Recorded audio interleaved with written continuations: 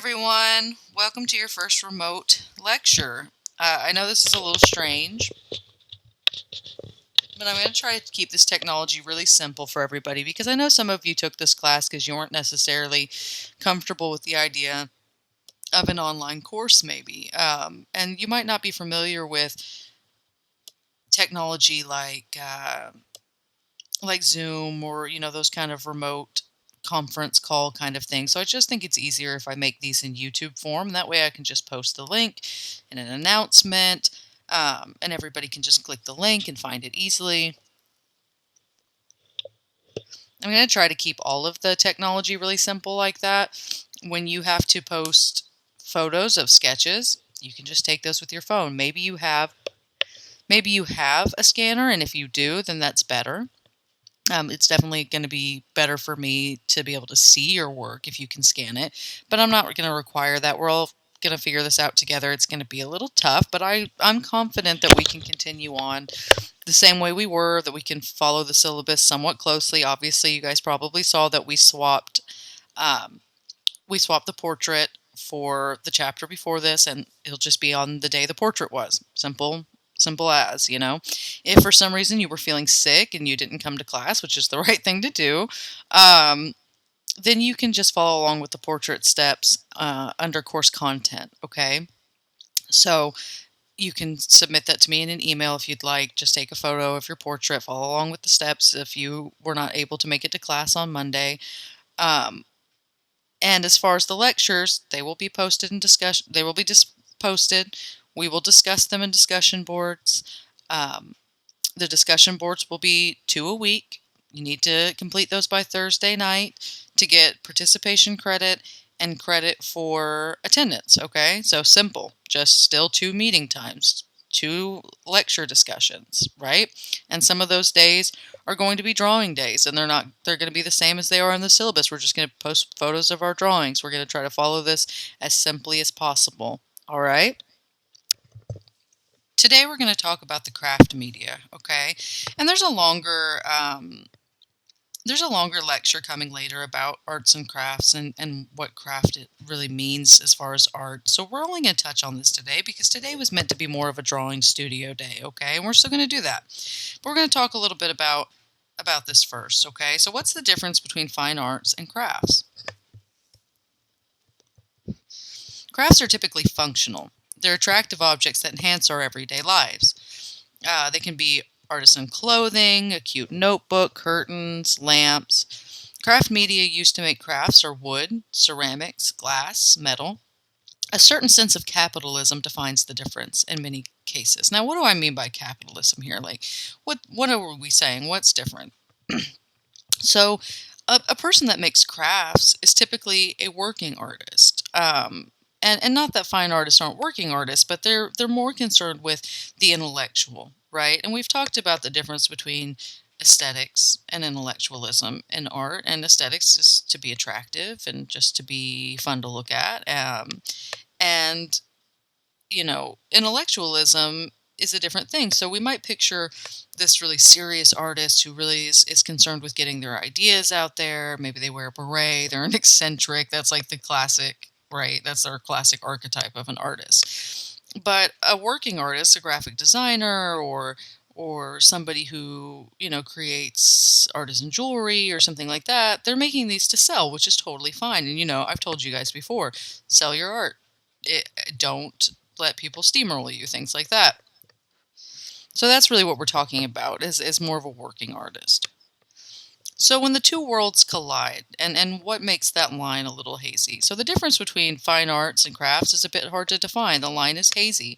Although both fine artists and craftsmen work with their hands, one is valued perhaps intellectually above the other. Typically, if an item is bought for functional use, it's a craft. If it's bought solely for the person enjoying looking at it, it's a piece of fine art. You guys remember, again, we talked about like artists like Basquiat. Somebody who's working to make an intellectual point is going to be a little different. I had a student who hated Basquiat. It was a big joke. She would always make jokes about it. She hated Basquiat because she didn't like the way it looked. She thought it looked messy. I personally like the aesthetics of it, and that can get a little fuzzy too. But but he was really working in terms of trying to create this symbolic language, right? So it's very different.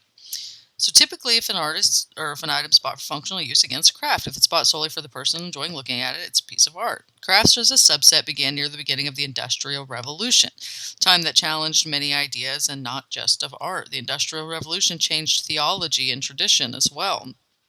People were questioning things. It was this time you guys might have heard the phrase "God is dead." That came about in the Industrial Revolution, and what that really was about was was saying that people are creators now, right? It was just more about making about how we could make these big things, and things were really changing.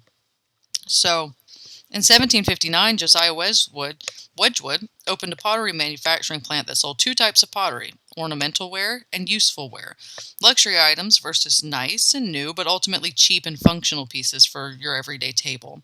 This useful earthenware was the bread and butter of Wedgwood's business. Made mechanically with molds, it differed greatly from handcrafted pieces.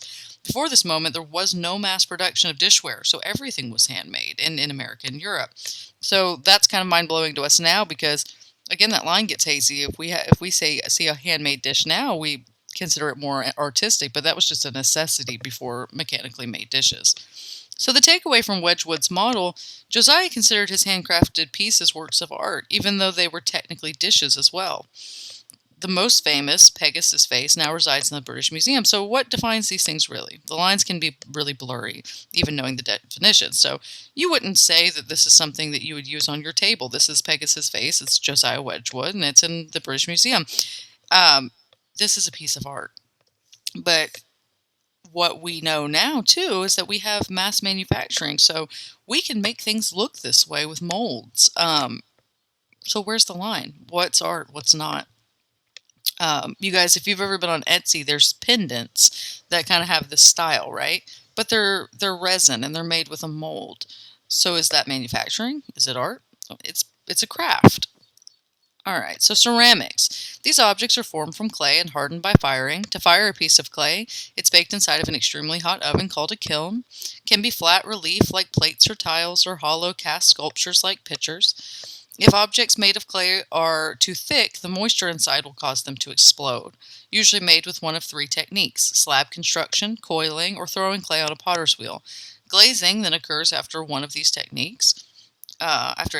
techniques, where a mineral-filled liquid is applied on the fired piece and fired again a second time. So you glaze it, and then you bake it to bake that glaze in. So here's some techniques. Define some definitions. Slab construction. Clay is rolled out flat like pizza dough. The shape is made by hand, lends to irregular shapes with less precision than if a potter's wheel is used, often used for tea bowls, which have a special place in Japanese tea ceremonies. Coiling. Clay is rolled in long rope-like strands that are coiled on top of each other. The potter builds the coils up in a continuous spiral, kind of like when you roll Play-Doh. Every kid gets Play-Doh. They start rolling it between their hands. And each strand is smoothed and blended into the one before it. Correctly blending these coils would remove any trace of their original shape. The pot will then be burnished to a high shine. Burnishing is rubbing. This technique originates outside of Santa Fe, New Mexico. It was developed by married couple Maria and Julian Sanchez. The potter's wheel. Native Americans often employed the coiling technique, but most other areas of the world used the potter's wheel. Originated in Egypt, where potters were using a wheel by about 4000 BCE. The ancient Greeks would become skillful with this process as well, which has the advantage of speed and precision. A potter's wheel is a flat disc attached to a flywheel, originally kicked by the potter's wheel, or by the potter. You'd kick it to roll, to spin it. But now it uses electricity, so you have this kind of push pedal. If you guys have ever got a tattoo, you've seen a similar device. The tattoo artist makes the machine go by stepping on a foot pedal. It's the same with the potter's wheel now. There's an electricity that goes to the foot pedal. You tap it with your foot. A slab of clay, which has been beaten and kneaded to remove any trapped air, is placed in the center of the wheel. As the wheel rotates, the potter will shape the clay with fingers and hands, pulling it upward until it forms the desired shape. Pushing inside creates a hollow, and evenly applying pressure creates the best pot, bowl, or cup. All right, so, this chapter, when you read it on your own, you'll see it goes further into techniques about woodwork and things like that. But I thought it might be more prudent for you guys to try to put yourself in a designer's seat, okay? So there is going to be drawing. And again, if you guys want to take photos of your drawings, that's fine. You'll probably end up with about 3 sheets of some process work and things like that.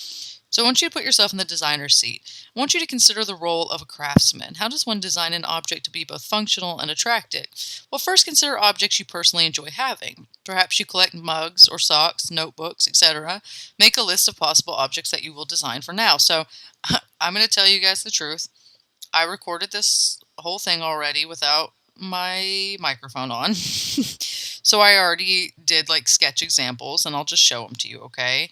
So, oh, those are necklaces. That's not, okay. So, yeah, these are some necklaces I'm making. These are some pendants that I'm going to print.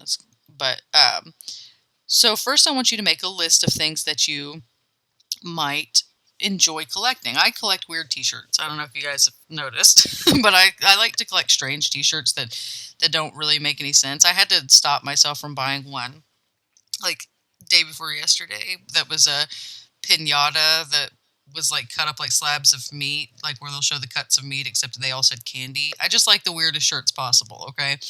So I like t-shirts. You might like mugs, pins, throw blankets, anything you like collecting because you think it's a little, it has a little bit of pizzazz to it. All right?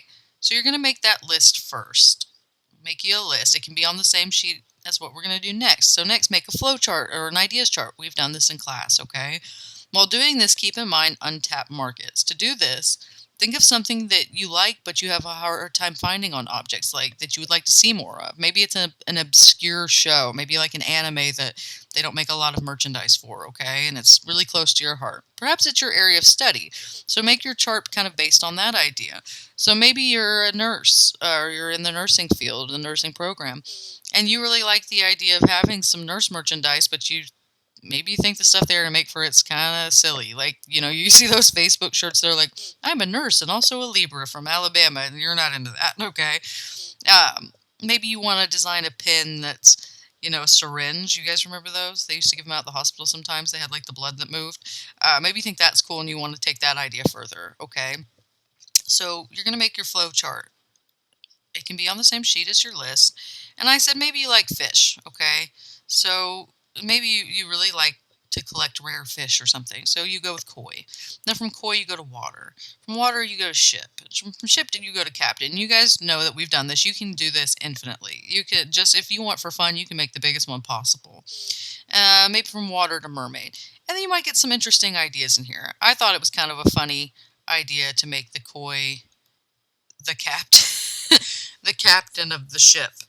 And he's got a little captain hat, and there's people in the water. He's at the ship wheel, And that would be a funny t-shirt, right?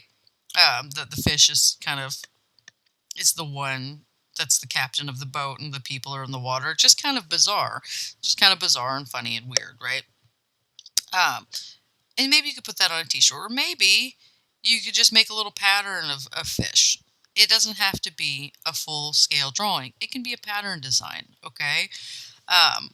Or it can be transforming the object itself. Again, let's go, you're in the medical field. Maybe you're studying, the heart, cardiology. Maybe you're doing that, and you want to make a mug that's shaped like an anatomical heart. That's fine.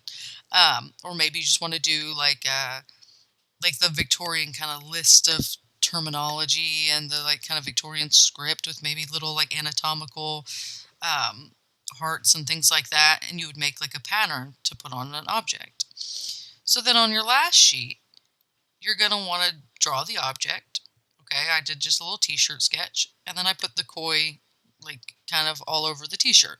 Okay, that's all you're going to want to do.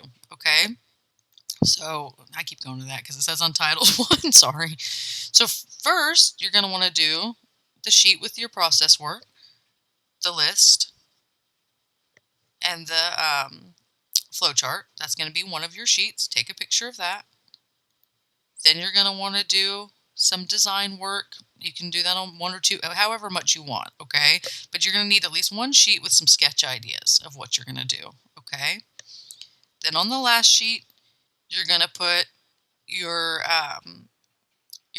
template and you're going to put your designs, whatever you pick, onto your template. It doesn't have to be a t-shirt. It can be that mug. It can be the pin. It can be a throw blanket. It can be whatever you personally like to collect. It could be something really out there, like maybe it's a chair shaped like something really unusual. Maybe it's a chair and the top of the chair shaped like a dragon's head, okay? You're just designing a unique object that's functional yet aesthetic, okay? So you're going to have at least 3 sheets. Take pictures of those the best way you're able. It can be with your phone again. It can be a scanner if you have one, whatever you're most comfortable with. And you're going to put that in the discussion board, okay? That's going to be Wednesday's discussion board this week. And it'll be posted. Everything will be as clear as I can make it. Make sure you're following announcements on Blackboard. Your email and the discussion boards are the #1 things that you need to look out for right now, okay? All right, guys. Keep calm and carry on, all right?